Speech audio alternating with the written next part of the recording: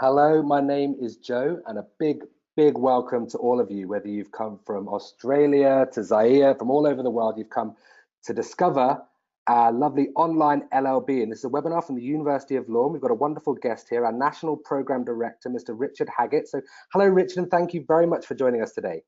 Hello, everybody. Pleased you could join us. I'm very pleased you could join us. We're going to go on a whirlwind tour around everything LLB. We're going to discuss the online program, the options that they have in terms of specializations. We're going to look at some other issues in terms of online learning. We've got quite a packed agenda, so let's look through that now. Now, just for our audience, if you haven't come to one of our webinars before, just a bit of housekeeping. This is a Q&A webinar, so I'm going to go into the chat box now, and I'm going to write you all a little message. Hi and welcome, and you can see that coming up in your box now. You'll see that there. And you can send questions in throughout the webinar. You'll see a question box, and you could type any question that you like. And what me and Richard will do is we'll try to answer that in the Q&A session in about half an hour's time. So please have your questions ready, because you'll get out the session what you put into it. So it's really important that you have questions if you do have anything that needs to be answered. So just write that down, and we'll get to that soon. Now, here's the agenda for today. We're going to have a little introduction to the University of Law. We're going to look at the difference in online and campus learning, look at the benefits of this kind of medium of study that is becoming quite well established now. Look at our online LLB, that's why we're here today. A classroom demonstration, we're going to show you what it looks like, show you inside the box and what it's like for our students actually studying on the course. Look at the application success, as some of you will be in that process right now. We want to put your best foot forward for your application. Student support is very important as well. We're going to tell you how we support our students from tutors to admissions consultants and our student support members. And as I said, there'll be a live Q&A in about 30 minutes time. Does that sound okay to you, Richard? Absolutely fine. That's great. Thank you very much. Right. So let's tackle this. So first of all, really, just a bit about your background. How did you become the National Program Director? How did you start with University of Law? And what's your kind of legal background?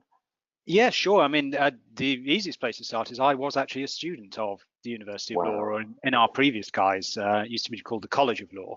And I'll say a bit more about the history of the college and the university later on. But I always thought when I was here as a student, and I used to say it was 10 years ago, it's getting on for 20 years ago, sadly now, that it was it looked like a fun thing to do, to be teaching with people, to be engaging with people, and developing people's careers, and it did turn out that way. So after a few years in practice, I became a commercial solicitor operating in Manchester, London, and Hong Kong. We've had a suite of online courses for a period of time, but obviously it is a major opportunity to reach out to the world as much as anything, which is something I'm extremely interested in doing. So as far as the University of Law is concerned, if you can see that now come up, the university's been going in one way, shape or form for about 140, 150 years now. And so as the College of Law and the University of Law, we've always trained lawyers, ultimately, various campuses around the UK. And obviously with this facility and this ability, we can reach out to the world. Ultimately, we have alumni and lawyers in 6 continents. I don't think we've got anyone in Antarctica yet, but you know, in due course we'll get a penguin. But we have got a worldwide reach. The College of Law, the University of Law, has always had that high watermark brand for the training and development of lawyers at whatever level, be it the barristers, be it solicitors, legal practitioners across the world, and also those people who are wanting to get a law qualification for other career purposes, maybe not necessarily wanting to be a practicing lawyer, but are looking for a law qualification because of the cachet is the wrong word, but the absolute sort of quality mark that a law degree or a law qualification gives you in developing management or in developing any sort of seniority of role. It really is a sort of a major thing to be involved with. Fantastic. I mean, I'm really impressed by the largest legal alumni network. I would consider signing up. That would be a big part of my reason to join the university.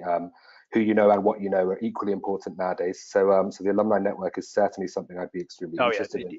And it is huge, and that's really important. That, you know, I'll probably mention it later on. As much as the doing of a course with us It's actually the university is there through the career. We have a fantastically dedicated employability service. Yes. And as I say, how I came to be a tutor here was keeping that alumni contact going, and developing those networking skills everywhere, basically. Lovely. Well, we have here, over 90% of our tutors are qualified solicitors, barristers, and Right. judges. Where do your colleagues, come from? Mainly from the UK? Are they practicing all over the place? Traditionally, mainly from the UK.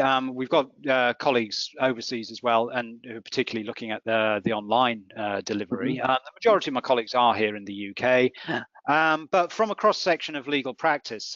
So from barristers, I mean, my practice was commercial, maybe say sort of bigger national firms, but colleagues coming from family law backgrounds and employment law backgrounds up to the big corporate law backgrounds. So a real cross section of opportunity really for students to talk to people with that experience, and that's always been our sort of key distinguishing feature, that we are lawyers teaching lawyers. We know what you're going into, and it's not from that sort of academic theoretical law perspective where people may have done a lot of research and it's all very valuable, but they're not necessarily people who've experienced what it's like to be the practitioner, and that's really who we are.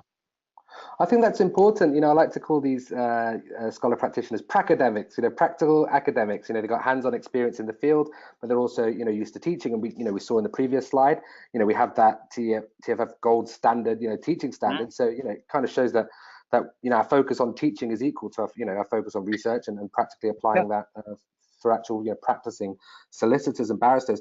I'm very attracted to the employability service. Can you tell us just a little bit about that?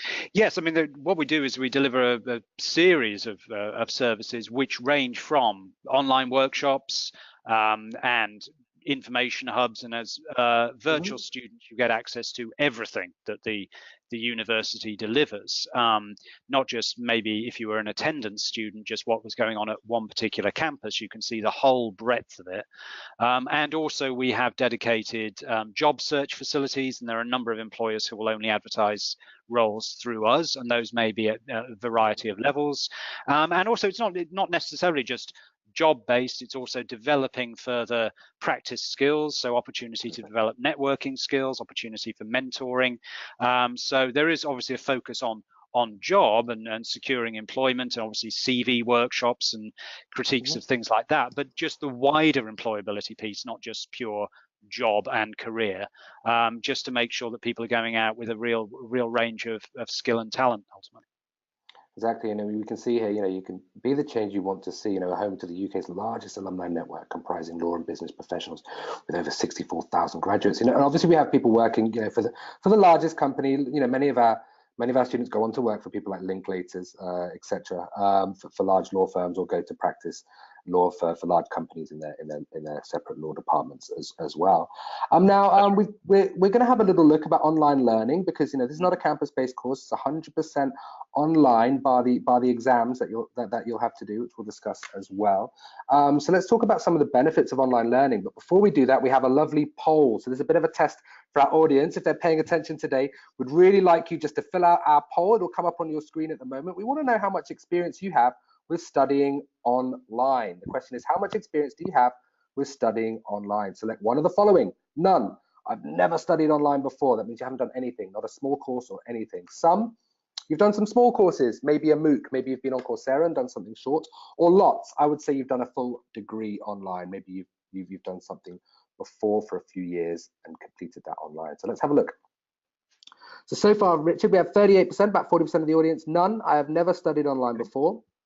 50% have some. I've done some small courses that they dip their toe in. About 7% have done lots. So, less than 1 in 10 people in our audience today have a lot of experience studying online. Would you say that's a problem? Not at all. I mean, what we do is just to make sure on the entry to the degree, we have an induction process, which is to get used to the system and the university. We use a very, very clean system, which is called Canvas, which is a very, very user-friendly, phone-friendly, desktop-friendly means of delivering the material. And there's time in the course. I mean, the course is delivered in various different sort of time frames, but as you can see on the screen at the moment, hopefully you can see it's all very nice and colorful, and it's laid out in a particularly logical walk-through way, and there isn't really too much fear. Once you're over the hurdle of yes, we are online, the idea is this shouldn't be a radically different experience to anything else you are doing online. And as more of our lives go online, what we're not trying to do is create a sort of disassociation with learning. Why shouldn't learning be online as well? And just make sure that it's a friendly environment as much as anything else. Yeah, a friendly and an engaging environment. And you know, my wife is studying for her accountancy masters in accountancy control for her sins. Very tough course, as you can imagine. At the Vrije Universiteit, which is a fantastic campus, you know, in Amsterdam here. But after about half a year, she realized the video lectures were online, the notes were online, and so she started focusing more on those, pausing things, stopping and reading, because, as you said, our life is online, and some people actually prefer that medium to study with. We're going to go through that now, look at some of the benefits of online learning. You know, you're going to hear the word flexibility a lot. That's the words that prospective online students are going to hear a lot from universities. They're very flexible. But at the University of Law, what do we really mean by flexibility? What I'd say is that given the way in which we deliver the course, it does remain a law degree, and I think it's important to emphasize that it is a law degree. It is the same law degree as dealing with this on an attendance basis. You can complete your studies without putting your life on hold. That's an important message. Also, without putting your life on the road. And what I mean by that is the flexibility is that you're not spending time in your study in the traveling to it. It's that important point. There can be quite a bit of downtime and quite a bit of delay, and attendance courses do have obviously their own merits, and it's not to denigrate that in any way. But here, you know that the time that you're devoting to your study is the time that you're devoting to your study. There isn't that sort of hour to get into university at each end of the day, maybe crossing a city, crossing maybe part of a country. So there you go. You can study on the go, and that's something that you can also learn through our student support team. Now, we were discussing earlier, Richard, that you know, it doesn't need to be an isolating experience. No. You know, how do we kind of facilitate, you know, discussions on the course and get people to kind of talk to each other about their experience? Well, every time you go into a module, there's opportunity to introduce yourself and work with your tutor. Your tutor is there to support you, and your tutor is there to support the whole group, the whole cohort, and you as an individual. The exercise is built into these modules where you may be working on a group exercise, so an opportunity to work and develop that skill of working across not just different offices, which is obviously a skill that we all have to develop, maybe even across different countries and time zones and all these sort of hidden skills that you don't necessarily get in a classroom. And it's an opportunity really to start doing that. So the modules have the opportunities for group work, and there are chat room facilities where, you know, which the tutor won't necessarily be monitoring, where, you know, if you just need a bit of support from your peers, and people can discuss what the issues that they're facing, maybe into understanding a particular concept. And so it's effectively the online version of turning to your neighbor in class and saying, did you get that? Have you quite understood what that is? We also have within each module at least a couple of occasions when you've got a webinar like this with your tutor to cover off, here's what you've covered in the module so far, assessment techniques, see how people are getting on. Your tutor who's been reviewing the module can point out general information, not obviously identifying anyone specifically, but, you know, I can see that people have maybe struggled a bit with this. Here's another opportunity to explain it, or really pleased with how people have been doing this particular thing, because that's a difficult concept. So your tutor is there as well to be able to liaise. So through a variety of different methods, we have got the opportunity to create a real environment and a community. I mean, we discussed this earlier. You know, lecturers are scholar practitioners. In terms of credibility, that's what I'm looking for. I'm looking for my campus degree to be equivalent to my online degree, and, you know, the piece of paper that our graduates receive on campus identical to the ones they receive online. You know, and I'm looking for kind of current trends. How do our programs reflect current trends? How do you keep up to date with what's going on in the law? Well, a big thing actually in the law at the moment, and something that's being developed in the legal world generally, is legal tech. A lot of firms and a lot of legal employers are looking for people to be both internet savvy. The lawyers still maybe in England and Wales more than so than other places, maybe still have that reputation of being a little bit behind the times. They are looking for people who can bring them up to speed. So people who've been living their life online, working online, working with materials online, liaising online, are an amazingly marketable skill set that people, certainly of my generation, as a trainee, I wouldn't have even known where to start with any of this. And so you're giving yourself a real leg up in terms of, yeah, I've actually done a lot of learning online. I know where my clients are. They're likely to be online as well. So it's subliminally really training you in something that's absolutely critically desired now by firms, because the people who run the firms don't quite get it either. You are making yourself immensely marketable by saying, I have done this type of learning in this type of way. I've developed my skills in terms of the marketplace. Just going back to one thing you mentioned earlier, Joe, the degree is the same. I mean, the online is the method of delivery. The degree qualification is entirely the same. The certificate doesn't say anything different. So. Let's make it very clear, it's a qualifying law degree in every sense of the word. Now, let's have a look at that fantastic program, the online LLB, and let's have a program overview. So a bit of a deeper dive here. Begin your journey, build a successful legal career. So, my early question, I'm not, my expertise not in law, it's more in business. Who is this course suitable for, and adversely, who is this course maybe not suitable for?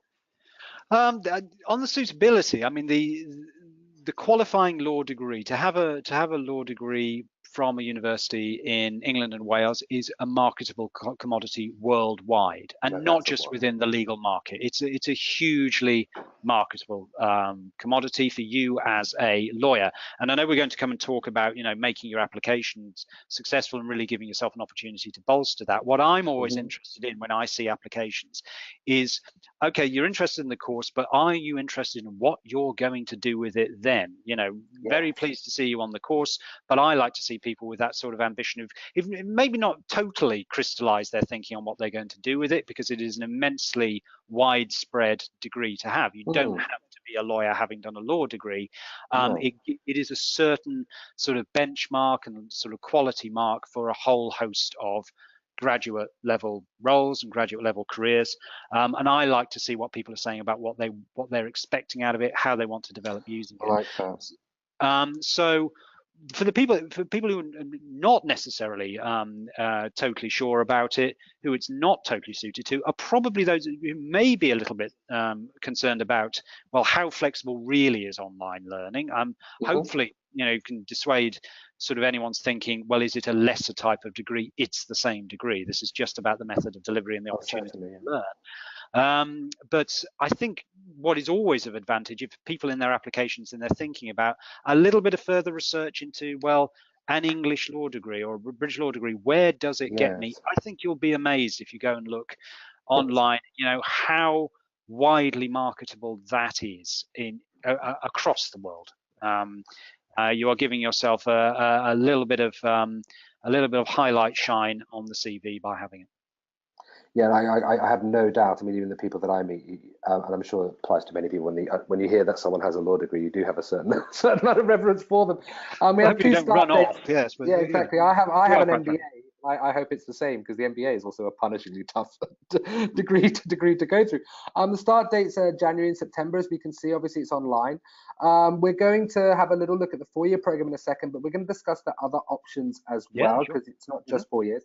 Study mode, as we say, full or part-time, and the University of Law itself is the awarding body of the degree. So very straightforward there, really. Here we go. Can you kind of explain the logic here of the 4-year course, and then we'll dive a bit deeper in a second. Sure. What we wanted to do with the 4-year course is to recognise that a standard degree structure is 3 years. Traditionally, we've had a lot of experience in running online on a part-time basis, and so when we first developed the program, and the thing that's matured is our 4-year program, it is a year longer than a standard law degree, but gives people just that opportunity just to work it around their lives if they couldn't necessarily commit to a full 3-year program, although we do have a 3-year version, which I'll explain in a bit more detail in a moment. The idea is that in the 4-year program, you have the opportunity of covering off all the core elements of the law degree. And so we start, and if people can see on the screen, with introductions to legal method, effectively, and the legal language, and developing some of the academic and professional skills, so research and legal writing. And then in the second half of the first year, we start developing the subjects. Public law, the one that's probably standing out for people in that first year, is EU law. Obviously, with the UK, where it's currently is and will be, people often ask, well, do I have to study EU law? I should say that a knowledge of EU law now is absolutely manifest, really. I mean, you will be of great interest to people if you do have a knowledge of EU law. Maybe more so than you would have about 4 or 5 years ago. So to know what it is it really gives you a sort of a really interesting perspective on what is happening and what will be happening going forward. So the idea of 4 years was to pace it out a bit more. As you can see on the screen, there's an opportunity for options later on in the degree, but we cover off the core material in the first 3 years or so. Perfect. Yeah, I mean, EU law is very important. I've spent most of my week ensuring that my webinars are compliant to the new GDPR, EU regulations, and yeah, that's all very legal. And things are moving all the time in terms of EU law. And obviously, when Brexit happens, it's going to be even more movement. So certainly the employability for someone who studies these subjects is certainly quite high. Now, a lot of information here to have a look at. This is all in our brochure that you can get from the website as well, that we can go through. Everyone has an admissions consultant. If you don't, we'll make sure that you do have an enrollment or an admissions consultant who will kind of take you through this. Make sure you're picking the right course, and if you're looking at a specialization, kind of guide you through that as well. Now, we give you the option to tailor your qualification with a specialization in 4 areas, Richard: business, criminology, government, politics, or international business. What is the logic behind those 4 categories? We do have a straight through law degree where your options are in things like family law and employment law. We have obviously got the opportunity for people to tailor interest in business, and a law with business degree is also giving you that additional business perspective.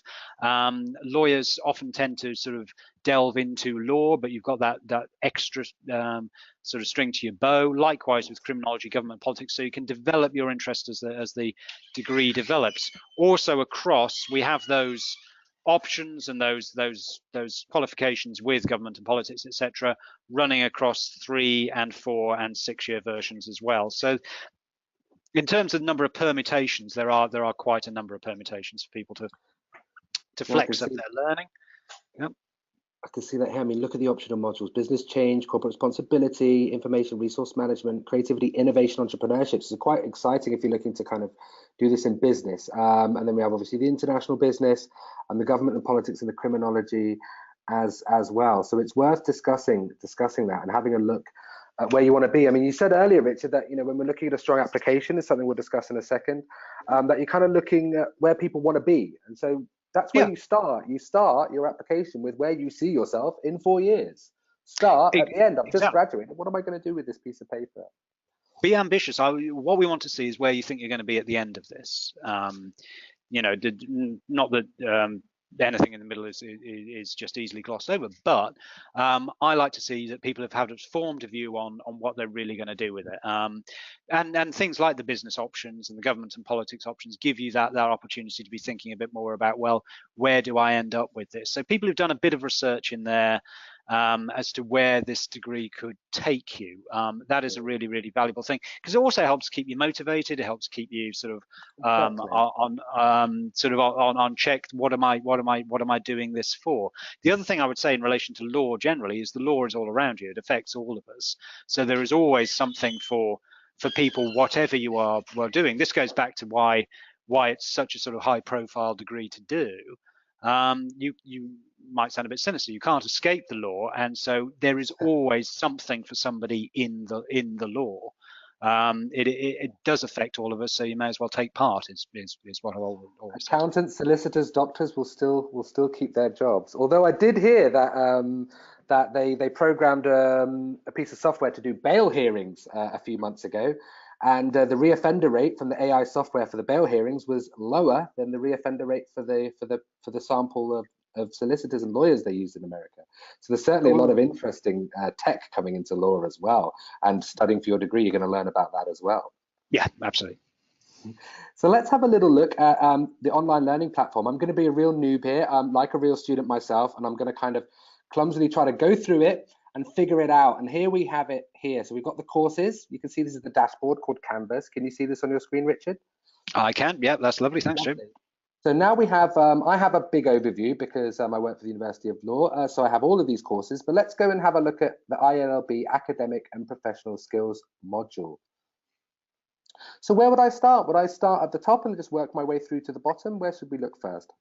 Always good to start with the introduction, and obviously this is a module, so you get an introduction to the module, which may be text, it may be video, but a description very briefly of what this module is going to be about. And on all these resources, when these modules are loaded up, all the material is there for you, so you can get an idea of who your tutor is, you can get an idea of where the course support is, also technical support, obviously as you are online, and an overall map of where it's going. And it's very important actually to keep going back to that. Don't just treat it as an introduction, because when you're in the learning in about week 5 or something, you might just be so immersed in that it can be quite easy just to sort of forget the overall bigger picture. So that's a very important resource.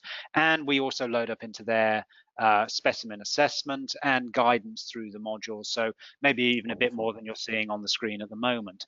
And then the learning is broken down into units, and you can see as Joe's scrolling through the screen at the moment, basic numbered units working through in a progressive fashion. The units do build on one another, and delivered the learning through a variety of different methods. So video clips, online ebook reading, little check your knowledge tests. So the video clips are broken down into sort of easy to digest chunks. We're not making people just sit through 2 hours or something at a go. And obviously with the video clips, really important feature.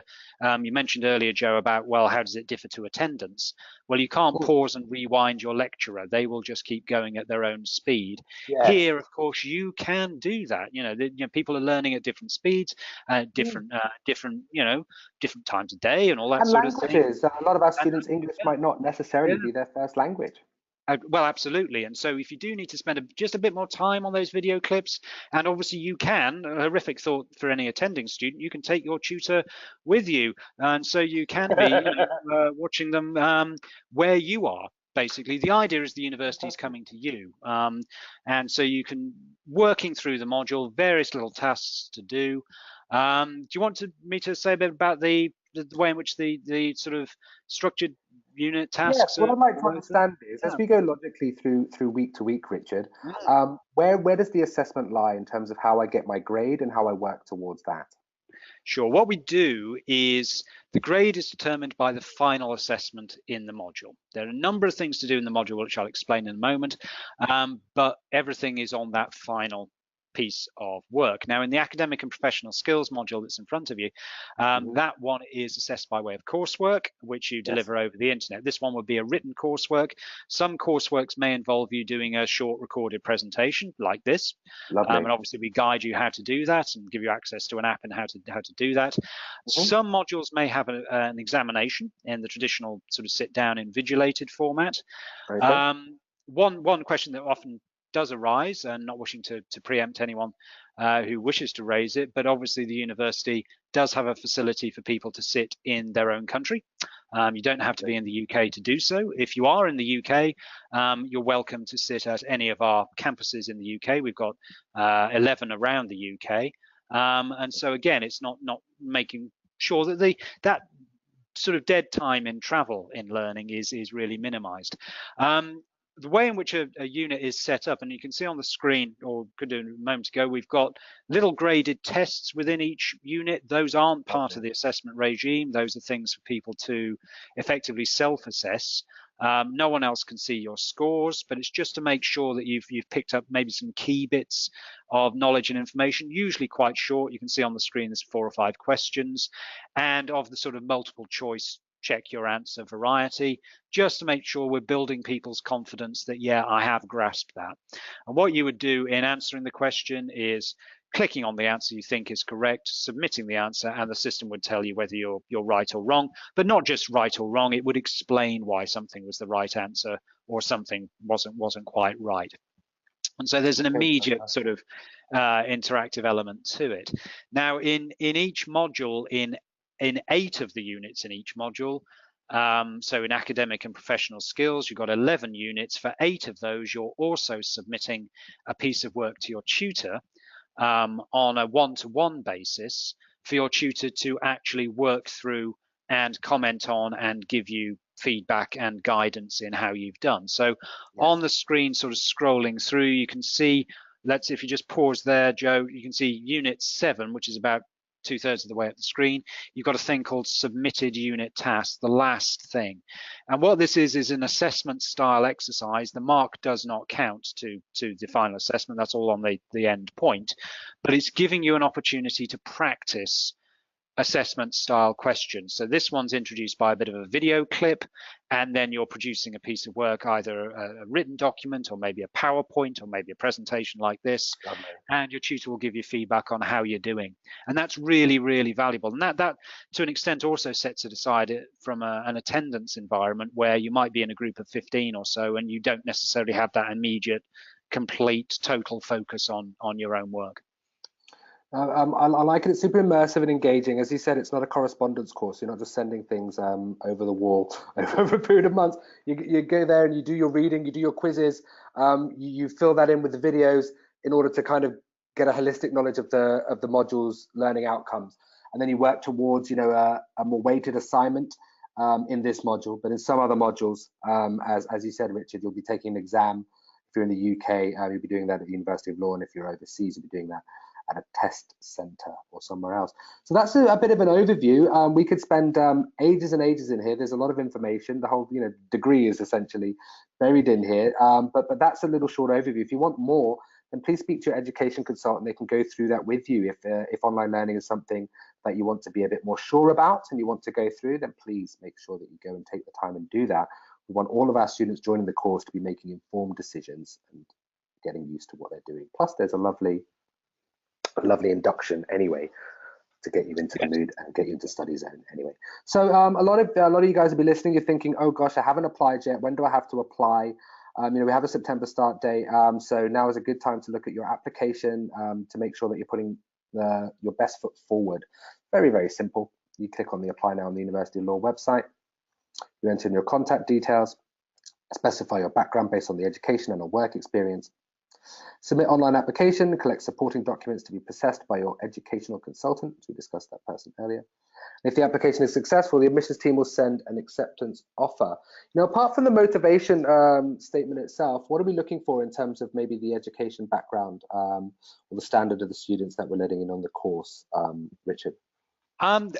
Education and what you've done with it and what you've learned from your education, I think is the most important thing. Because obviously different places will grade in different ways, and obviously we know the equivalents to the grades that we set, and as are explained on the eligibility part of our website. But as much as anything, what's always useful when you're giving a personal statement is what you really learned from doing that. And remember, nothing that you've previously done is irrelevant to the point at which you're now at. I'm a great believer that, every second of your life is a culmination of everything that's happened leading up to that point. Yeah. So everything that you've done is going to be of value to you if you're even contemplating a law degree. So we like to see people who are thinking about, well, what did I really learn? Not so much maybe in terms of subject if I did physics or geography at sort of secondary level or whatever, but what have I really learned from that, and how can I develop myself further into being a lawyer? Because the idea is that the employability aspect and the learning aspect are really no different. All of it's part of one whole profile for you. So obviously we do want to see your grades. If you think, well, I don't know about my grades perhaps aren't as good as I would have expected, we have got a means of, we'll have a chat with you and just make sure you're going into this with your eyes open. And just also, even if your grades, because very often, exams may be performance on a day, and it might have been 5, 6, some people 20 years ago. We're interested in how you've developed, what you've learned from that, and what you might have learned from a setback in a grade, and how you've sort of changed your educational approach. It's all part of you. You mustn't believe that you are a series of letters and numbers. It's all about where we go to with that from and into the next stage. That's really, really important. I think that's very important. I think you should try to fail, fail to try, and a lot of people might not be used to exam assessments. They might have had a lot of exams in the past that might have suited them. Some people suit coursework. I personally, for my MBA, I did a full coursework degree that really suited me. I can't imagine doing a degree that was 100% examinations. I don't think I would have ended up with the grade that I did. It suited me much more to kind of critically think about a subject, to kind of learn asynchronously and not be kind of there to regurgitate or lock everything into that hour or 3 hours or whatever. So certainly that's something you need to discuss. You touched upon it earlier, Richard. You might not have done you might not have studied for a while. There might be people coming not straight out of school, 18, 19. They might be coming, later in their 20s or even their 30s to do this degree. In that case, then we're going to want to know a bit more about their work background. Their work background is going to be super valid as well. As you said earlier, we are the sum of everything that's come before us. And so we do want to look at what you've done and look at where you want to go and take every application on its merit. So have those conversations now. You've got plenty of time before September. And we can certainly look at all of your applications and see whether we can get you all qualified lawyers. Absolutely. And I mean, traditionally, I suppose often a sort of benchmark was, are you good at exams? And I think, learning has matured differently. I didn't have the opportunity when I was doing my degree to do anything other than a sort of traditional exam things. Fine. It was okay on the day. But the next day, it's sort of in the bin, because that's how exams go. You sort of get over the rush of doing it. And the idea of doing courseworks, and particularly the work you do through the module, working with your tutor, working with others, you're developing those skills sometimes without realizing it. That's coming along and that is being developed, and that's much more about the final exam performance. Some of the modules are final exams, but generally it's about a sort of 2/3, 1/3 split coursework and exams, just because we want to make sure people have got a sort of different styles and open to those different methods of learning. But it isn't total exam, because ultimately that can be intimidating, and it's all about what you happen to do in that room on that particular day. And we're looking at making sure we're capturing everyone's opportunity as much as possible to develop further, basically. Exactly. And for the lifelong learners out there, those who go on and do their masters and their PhDs, you kind of tend to do less and less of formal examinations in halls and more of deep dive research, and kind of adding to the pantheon of literature and things that are going on out there. So that's something that's important if you want to develop as an academic, as you have yourself, Richard. Now, funding and support is also very important for UK and EU citizens specifically. There is some support available. That's something that you need to discuss with your admissions consultant. You may be able to apply to the UK government for funding. You'll need to look at the country criteria, the age criteria, but if you're in the EU, that is certainly something you can start looking at. So please discuss that with your education consultant at the moment. There's also other different types of scholarships and grants, bursaries, people in the Commonwealth, different things that are based in each country and are country specific and not the University of Law specific. And those are worth checking out as well. Also, employer sponsorship is probably where most of our funded students will get their funding from. Lots of employers do have a training grant that many people often don't know about or aren't using. It's worth going to your employer as well to kind of discuss that you doing this degree is going to help and add value in your current job if you are currently working full time, and this LLB will actually help you within your career within that organization. So it's certainly worth looking at as well. Support is very, very important. I think it differentiates us between, as you say, these kind of distance learning programs. What kind of support do we offer our students, Richard? Okay, so you've got a module tutor who is there and looking after you as you work through the module. You'll also have a personal tutor, may well be the same person, could be somebody else, who's there for sort of wider pastoral issues, just to make sure that you're happy in your studies, you're content in your studies. Can obviously, if you're thinking about, well, what do I do next? Where do my options go? There to guide you through that. We've got dedicated administrative support, so you're not in sort of one big sort of morass. We look after our online LLB as a particular group of people. There's always me, and obviously the University of Law has been supporting lawyers for many years, and so we know the sort of issues that can arise basically for students, and particularly studying lawyers, if there are any sort of concerns. Am I doing the right thing? Where am I going with this? So a blend of tutor academic support, tutor pastoral support. The important thing is to keep those dialogues going, and we do hold regular opportunities, also opportunities for feedback, focus groups, just to check we're getting things right. You know, it's not just 100% us scrutinizing you. You know, it's important that you are content in your environment. We're getting the stuff right. We are making sure that we are delivering for you exactly what we need to be doing. Absolutely. You know, I always say you can't type I'm feeling a bit demotivated about my assignment into a web browser and get any kind of meaningful feedback. No. But you can certainly call your member from student support and say, I'm struggling this week with my assignment, or I've got some issues, or I'm traveling. What am I going to do? Or you can reach out with your tutor and say, I don't quite get this concept. I don't really understand what I have to do here. And those tutors are there for you. They're not bots, and this is not just a Word document that you get and you get to just go on your way. You actually will get feedback. You'll be able to discuss your issues and you'll be able to move on. You know, if you're going to do that 4-year course, it's a long time. As we discussed earlier, you can do the course in 3 years. As you said, Richard, you wouldn't consider it really part-time if it was done in 3 years. That'd be more full-on, right? Yeah, the 3-year course is really a full-time. If you think 3 years is the standard length of a UK undergraduate degree, any that down for you on the website and give guidance as to the overall time demands. By doing a law degree, you are proving that you can do a demanding course, but yes. It is important to go in with your eyes open in terms of what is demanded of you. I think with the 3-year course, yeah, just make sure that you know that you can devote 3 years to it. Well, I mean, it is a badge of honor. It's a tough thing to do, but I also consider, not only the law degree to be a badge of honor, but studying online. If you're studying as well as working as well, some of the students will be probably from an older demographic, more international.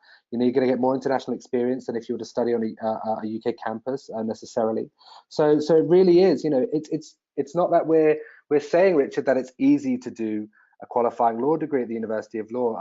People climb mountains, God knows why. People run marathons, and they do them not because they think they're easy, but because they know they're a challenge and they want to achieve that challenge. And I would consider, a degree, anything, past school as to be extremely challenging.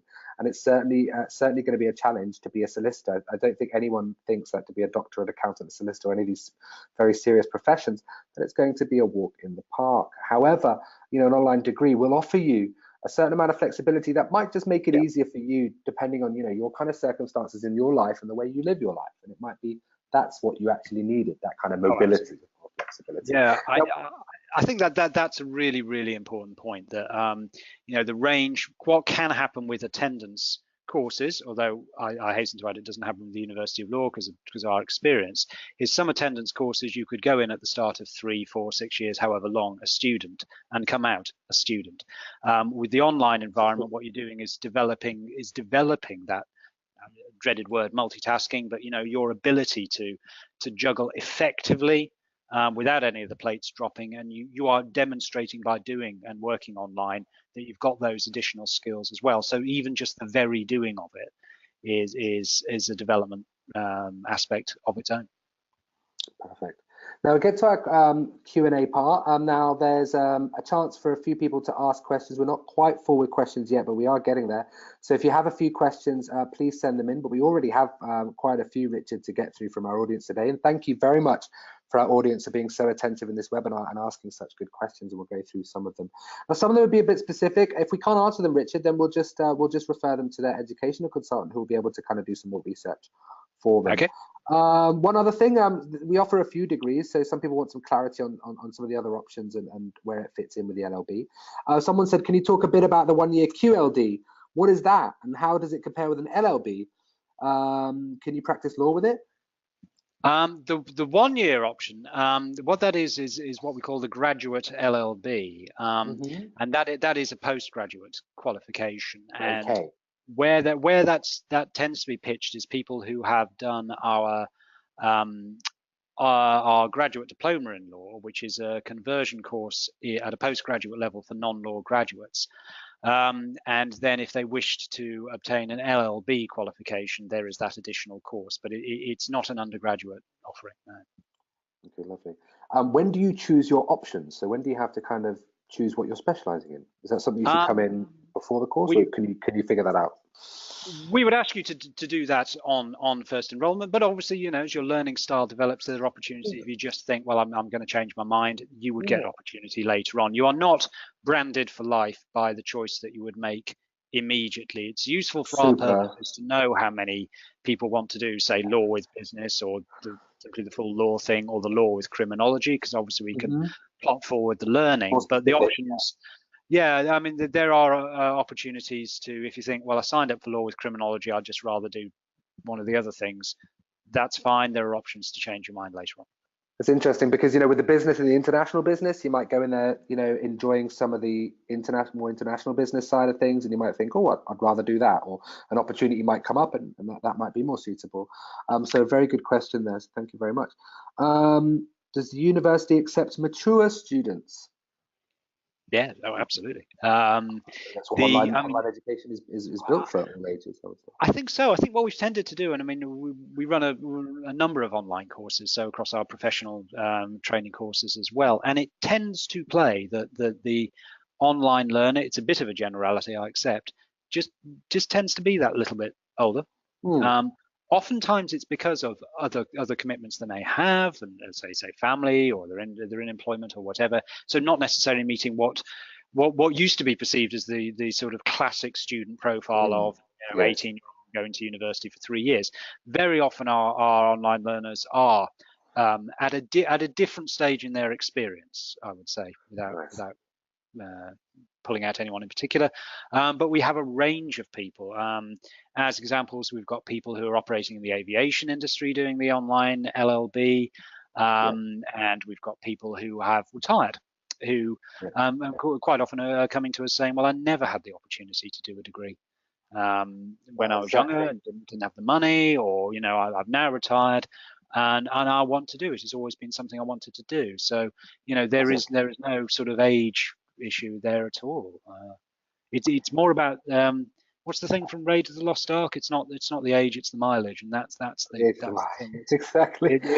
And that's always interesting. You know, people with those different experiences add a different aspect to the community. Exactly. And I like, you know, I use this phrase as well, learning at the point of relevance. It's hard for a lot of this stuff to be relevant when you're 18, 19. It's probably easier for this stuff to be relevant when you're in your 20s, 30s, because you have a bit more life experience under the belt. I enjoyed, when I did my MBA, the fact that I was studying with an older demographic who were all studying at the point of relevance. They could take stuff out of the course and apply it directly to what they were doing. They were focused, they were engaged, and they were asking questions. They weren't sitting on their hands waiting for lectures or things to be over. They were actually wanting to get information. They were proactive and engaged. And I think that some of those older demographic, or as you said, as Abigail there, mature students, I think I'd prefer we call us lifelong learners. And certainly now, you know, we've been talking a bit about automation and everything today. You know, we're living to what, 100? We're living to 100 now. People don't want to just retire at 60 or whatever. They want to go on. They want to continue. They want to look at their options. Certain people might want to go and start their own businesses, understand things on a deeper level than what they do already. And the best way to do that is well, and I strongly believe, higher education.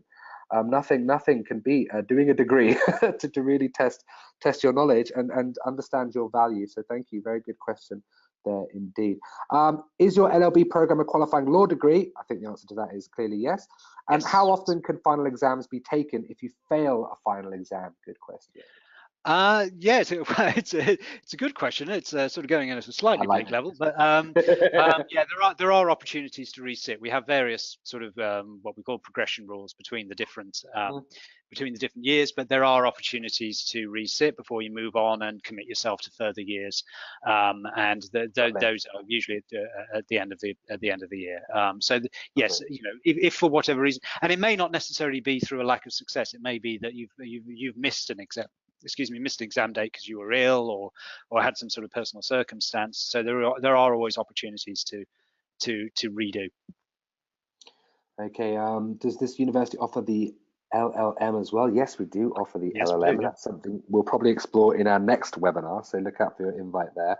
If you're looking at studying at postgraduate level, the LLM is the master's in law. That's right. Yeah. A specific question, but I think a lot of people are going to have these kind of questions. We might not be able to answer this directly, but we might be able to help kind of point them in the direction. So I graduated from a political science and public administration course, and one of the questions I have for today is how can this program lead me to becoming a lawyer in Canada? I think that's those are the kind of questions I do expect from people. How, if I'm not in the UK, how can this help me practice elsewhere?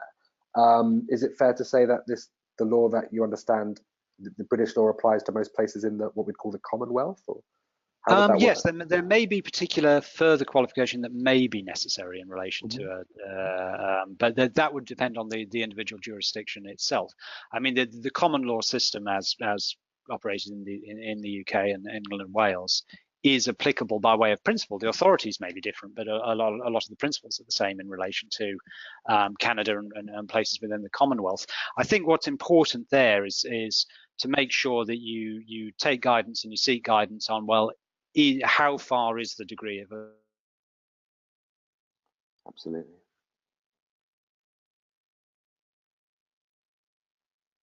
No, exactly. I think it's very important to understand exactly what you're getting into and where it applies, and that's something you can certainly look at in your own country. You need to go to your own consulate, find out your own information, and then you can see whether that applies. I certainly think in the Commonwealth most of it applies. Let's have a look. Can I start my application now if I wish to be enrolled for January? So of course you can start your application now for January, but you just have to tell your educational consultant that you're not looking to start in September. Would that be correct? Yeah, I mean, the idea of the January start, that's particularly what we call our 4.5-year program. And one reason we introduced that was particularly because its first year actually stretches over about 16 months. We sort of have taken the liberty of reinventing the concept of a year, basically. But the idea of that is you were doing one module at a time. And I think where that's been of particular interest to people who were a little perhaps uncertain about how much time they could commit, and just in that first year getting used to the online environment. But yeah, if you just inform your educational consultant, that is not an issue. We would have a record of that. Okay, perfect. Now we've had a flood of questions coming in. The more this always happens when we run a Q&A in a webinar. The more questions we ask, the more questions people have. So it's fantastic that we have a few questions. We're a couple of minutes to 7, so we've still got enough time. And thank you very much to our whole audience who've all sat here for the entire session today. So thank you very much. There's a lot of information that you guys have consumed today. We're very excited with your applications to be helping you along your journey as well. A few basic questions. How many hours a week am I expected to study if I do the 4-year course? 4-year course, yeah, it is. It is important to just be aware of the time commitment. 4-year course, we'd be looking at about 20 to 25 hours work a week. Now, that isn't by any stretch of the imagination a guess, and some people may be coming, particularly in terms of the sort of demographic of our learners, with more experience of certain areas than others. And you might think, well, I'm reasonably comfortable with this, and I don't necessarily need to spend as long a time on it. Some areas you may need to spend more, but I think in terms of the structure of the learning, and we've looked at how the modules set out with the little individual tasks and doing a task for your tutor, there is perhaps more of a time demand than a classic distance learning course where you might just be, here's your material, go away and come back for an exam. We certainly don't operate on that basis, so there is that demand. The 4.5-year course, again, similarly about 20 to 25 hours work a week. The 6-year version, we'd be looking at about 10 to 15. That's more classically a classic version of a part-time degree. And the 3-year version, you're looking around about 40 hours work a week. That really is a full-time course. Exactly. So I mean, it's I'll come back on camera now as we wrap up the webinar. Hello. Yeah, we had a few sound problems. I would consider that this is probably because everyone is trying to get their webinars into GDPR compliance. So the servers are overloaded leading up to a couple of days until everyone has to tick on disclaimers to enter into their webinar. Yes, I think if anyone has any more information that maybe hasn't been covered in the session today, Richard, then the best thing for them to do is to have a longer conversation with their consultant. As we discussed earlier, you know, the date of the start is September and January, so that gives you, plenty of time. If some of you are looking at the more advanced courses, the QLD, the LLM, then you need to have that discussion. We need to look into your background to see whether you're suitable for that course. If you know that the LLB is the right course for you, then fantastic. We need to start putting you through the admissions process and making sure that you fill in your application and make it as strong as possible. Really, for any more information, we're also going to be following up with more webinars, exploring all of our fantastic suite of courses that we do have at the University of Law, including some of our business courses as well. But we'll leave that the next time. Have to leave them with a bit. Thank you very much, Richard, for your attendance today. We did get through a hell of a lot of material, so thank you very, very much for your expertise today, and I hope to see you soon in another webinar. That's a pleasure. Thank you, everyone who's asked questions. Thank you, everyone who's attended. And thank you, Joe. You're more than welcome. It's been my pleasure. For any of you guys who haven't had your questions answered, we'll be following up with you over the next week to find out about your hopes and dreams and what you hope to do with your qualifying law degree at the University of Law. My name is Joe O'Brien. Thank you very much. And thank you, Richard. Thank you to our audience. And we'll see you all, hopefully, in class. Thank you very much and goodbye.